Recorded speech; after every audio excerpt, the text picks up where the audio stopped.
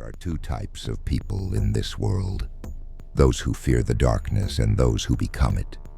And tonight, we're stepping straight into the mind of a monster, a man whose name alone sends chills down spines, Jeffrey Dahmer. But beyond the headlines, beyond the horror, there's a deeper question. What really made him tick?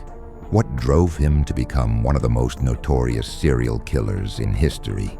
Stay with me, because tonight, we're not just uncovering his crimes, we're stepping inside his mind. I'm Detective Drayk, and I want you to be my partner in this case. As we move through the details, keep your eyes sharp and your instincts sharper, because the deeper we go, the more disturbing this case becomes. And trust me, you won't see the ending coming. Let's start at the beginning. The Milwaukee police received numerous reports of missing young men. Some had vanished without a trace, others last seen entering the apartment of one man, Dahmer. It should have been obvious, right? But somehow, for years, he slipped through the cracks. Now imagine this. You're standing outside apartment 213, the air thick with a putrid stench. Neighbors complained about it, but Dahmer had excuses: rotting meat, a broken freezer. The officers that finally stepped inside had no idea they were walking into a real-life horror film. The question is, would you have noticed something was off? Would you have put the pieces together sooner? Inside, they found photographs, dozens of them, not of people, but of what remained of them. Bodies in various states of dismemberment, skulls lined up neatly in a drawer, a blue drum filled with acid. It was no longer just a missing persons case. It was a nightmare made real. But here's where things get even more unsettling. Dahmer didn't just kill, he experimented. He tried to turn his victims into something else, something they were never meant to be. He injected acid into their brains, hoping to create a living zombie that would never leave him. He wasn't just a murderer, he was playing God. Now let's pause here. Think about it. How does a person reach this level of depravity? Was he born evil, or did something push him to this point?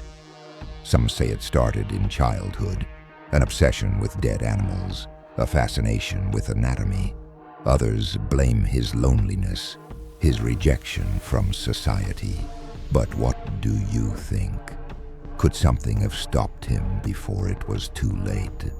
Here's the part where I need you to really pay attention. There was one victim who could have escaped, who should have been saved. A 14-year-old boy, drugged and bleeding, managed to stumble into the street. Neighbors saw him. They called the police. But when Dahmer found him, he convinced the officers it was just a domestic dispute, a misunderstanding between two lovers. The police left him there, left him to die. Imagine that. How many lives could have been saved if they had just looked a little closer? But there was one moment, one slip-up, that finally ended Dahmer's reign of terror. His last intended victim fought back, a man named Tracy Edwards. Chained, drugged, desperate, he made a run for it. He flagged down the police, led them straight back to the apartment, and that was it. The nightmare was over. Or was it? Because here's the real question, the one that lingers long after the case is closed. Do you think Jeffrey Dahmer was unique? Or are there more like him out there, hiding in plain sight?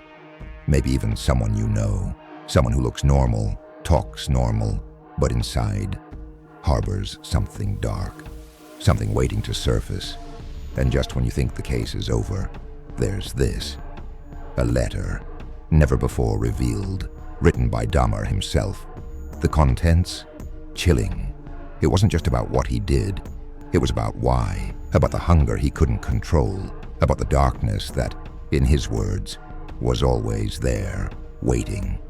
So I'll ask you this, partner. Do you think monsters are born or made? Because the truth is the answer might be staring back at you in the mirror. This is Detective Drayk, signing off. But keep your doors locked. You never know who's out there, watching.